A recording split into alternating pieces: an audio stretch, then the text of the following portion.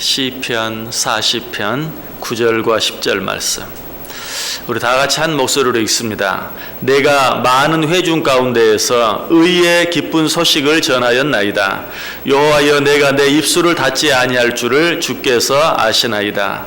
내가 주의 공의를 내 심중에 숨기지 아니하고 주의 성실과 구원을 선포하였으며 내가 주의 인자와 진리를 많은 회중 가운데에서 감추지 아니하였나이다. 아멘. 우리 어제 아침에 10절 말씀 통해서 주의 공의에 대해서 생각해 보았어요. 시인이 뭐라고 고백하고 있습니까? 주의 공의를 심중에 숨기지 아니하였나이다. 주의 공의를 심중에 숨기지 아니하고 많은 사람 앞에서 선포하였나이다. 무슨 말이죠? 주님은 공의로우신 분이라고 모든 사람에게 선포하였다는 것이, 주님은 항상 공평하신 분이라고 그랬어요. 주님은 항상 의로우신 분이라고 그랬어요. 주님은 항상 옳으신 분이라고 그랬어요. 그래서 잠깐 또 우리가 이 세상에 살면서 불의하게 보이고 불공평하게 보이고 억울하게 느껴지는 그런 일들이 많이 있지만, 그런 가운데서도 하나님께서는 반드시 당신의 공의로우심과 공평하심을 이루시고 드러내시고야 마신다 하는 것 우리가 생각해 보았습니다. 자, 그런데 시인이 주의 공의로우심, 주님의 공의에 대해서 뿐만 아니라 또 한 가지 심중에 숨기지 아니하고 많은 사람들 앞에서 선포했다라고 말하는 것이 있죠. 그것이 무엇입니까? 10절 다시 보세요.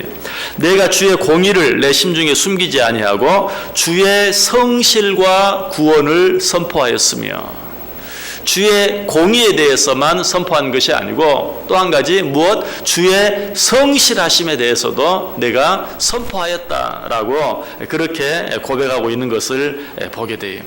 자, 그런데 시인이 주의 공의하심에 대해서 선포할 뿐만 아니라 그것에 이어서 계속해서 주의 성실하심에 대해서 선포하는 이유가 무엇입니까? 그것은 아무리 하나님이 공의로우시다고 할지라도 그 공의로우심이 끝까지 계속되지 않는다면 아무 의미가 없어요. 하나님이 공평하시고 하나님이 의로우시고 하나님이 옳으시다고 한다 할지라도 그것이 그저 잠깐의 일에 한두 번으로 끝나버리고 마는 일이라면 의미가 없는 것이, 하나님의 의로우심과 하나님의 공의로우심과 하나님의 옳으심, 하나님의 공평하심이 끝까지 계속될 때만 의미가 있어요.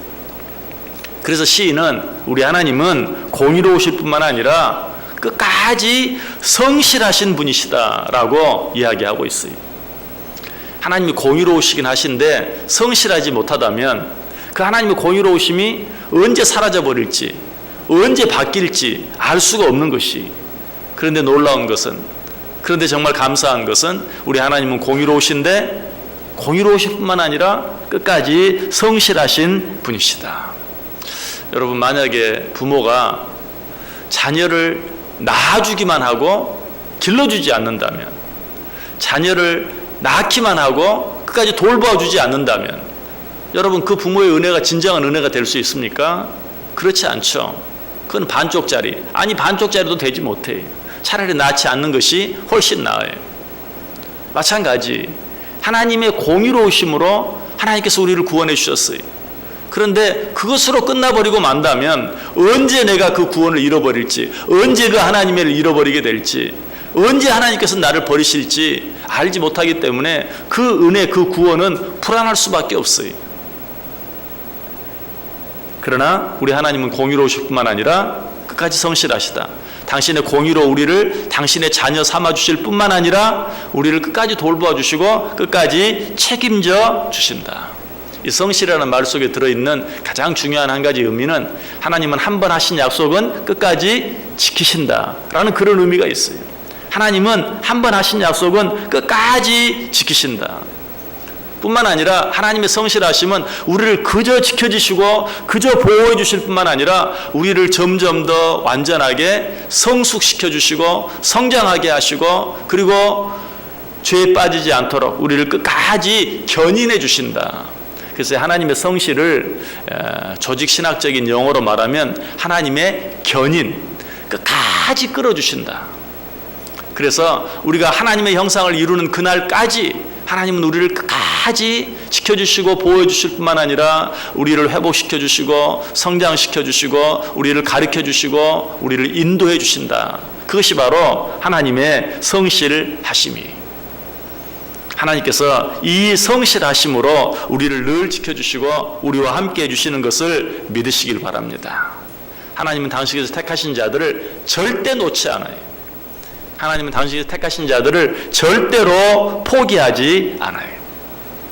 이 하나님의 성실하심이 갖는 놀라운 특징 한 가지는 설령 우리들은 하나님에 대해서 불성실하다 할지라도 하나님은 끝까지 우리에게 대해서 성실하다는 것이, 이건 역시도 우리 자녀를 향한 우리의 마음, 부모된 우리의 마음을 한번 생각해 보면 우리가 분명히 알 수 있어요.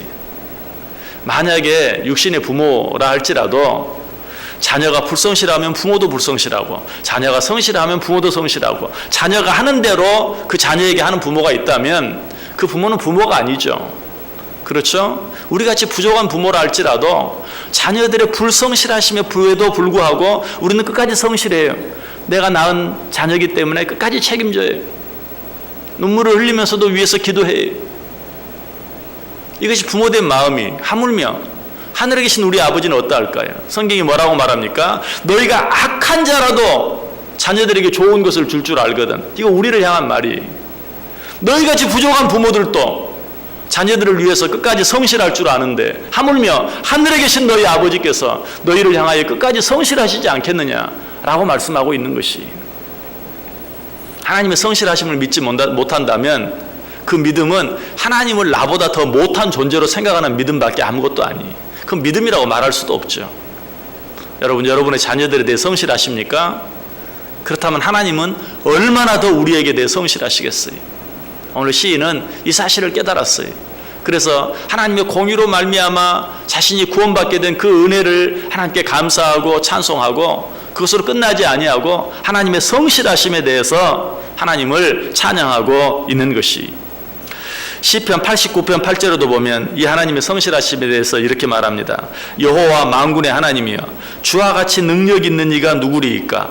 여호와여, 주의 성실하심이 주를 둘렀나이다. 주의 성실하심이 주를 둘렀나이다. 무슨 말일 것 같아요? 주님, 당신은 성실하심으로 뚫뚫 뭉쳤나이다. 그런 말이, 우리 하나님은 정말 성실하세요. 이 사실은 이스라엘 백성들과 하나님과의 관계를 보면 잘 알 수 있어요. 이스라엘 백성들은 정말 하나님에게 불성실했어요. 잘한다고 하다가도 금방 조금만 힘들면 원망하고 불평하고, 우리를 왜 저 애굽에서 건져냈냐고, 차라리 거기서 죽도록 내버려 두지 왜 그렇게 하셨냐고, 조금만 하나님이 우리와 함께하지 아니한 것 같으면 금으로 송아지를 만들어 놓고 거기에 절하고 이제부터는 이것이 우리 하나님이다 라고 하나님을 배반하고 정말 불성실했어요. 그러나 하나님은 어때요? 끝까지 성실하셨어요. 한 번도 그런 이스라엘 백성들을 포기하거나 내버려 두지 않으셨어요. 그래서 예레미야 선지자도 이 하나님의 성실하심을 어떻게 말합니까? 예레미야가 3장 23절에 주의 성실하심이 크도소이다. 주의 성실하심이 크도소이다. 사도 바울은 이 하나님의 성실하심을 좀 더 구체적으로, 좀 더 멋지게 표현하고 있어요. 빌립보서 1장 6절에 너희 안에서 착한 일을 시작하신 이가 그리스도 예수의 날까지 이루실 줄을 확신하노라. 믿으십니까? 너희 안에 착한 일을 시작하신 이가, 이게 무슨 말이에요?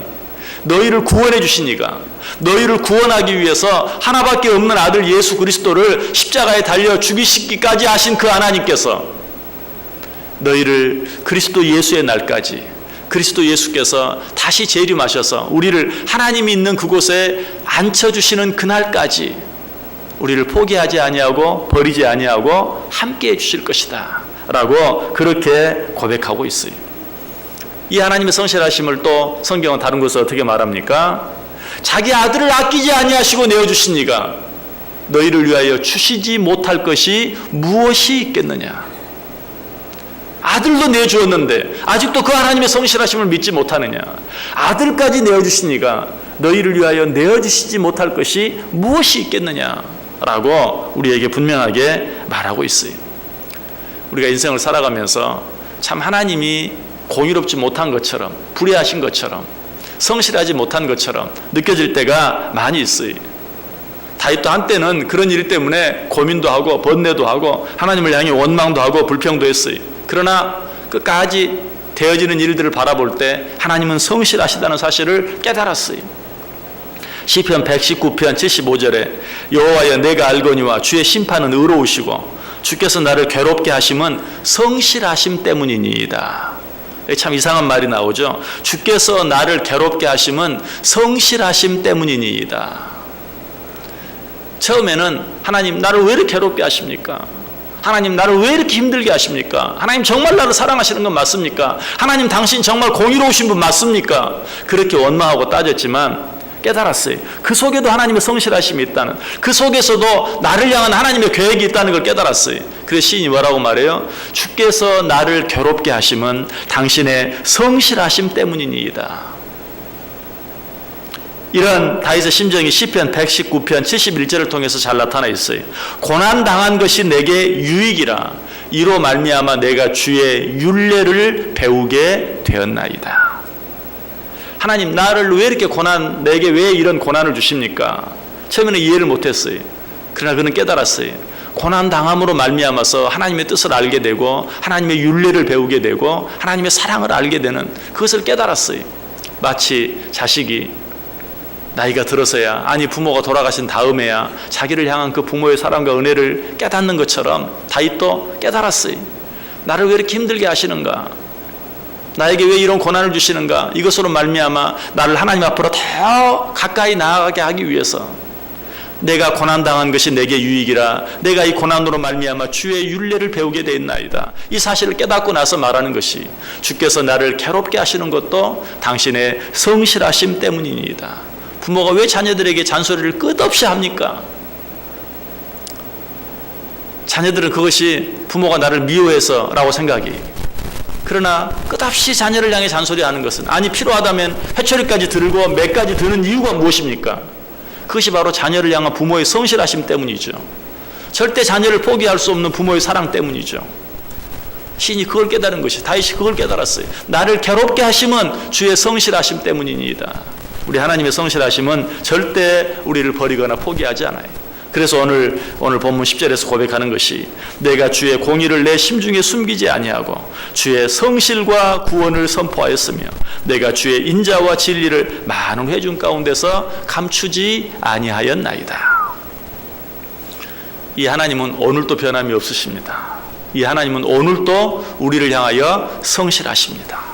이 하나님의 성실하심 바라보고 이 하나님의 성실하심 의지하면서 어떤 일이 있다 할지라도 하나님이 나를 떠나버린 것처럼, 아니 하나님이 나를 더 이상 사랑하지 않는 것처럼, 아니 하나님이 공의롭지 못한 것처럼 보이는 일이 있다 할지라도 이 하나님의 성실하심 바라보고 이 하나님의 성실하심 생각하면서 오늘 시인처럼 여전히 하나님께 감사하고 찬송하면서 넉넉하게 모든 것들을 견디고 모든 것들을 이기며 살아가는 복된 하루 꼭 되시기를 주님의 이름으로 간절히 축원합니다. 기도하겠습니다.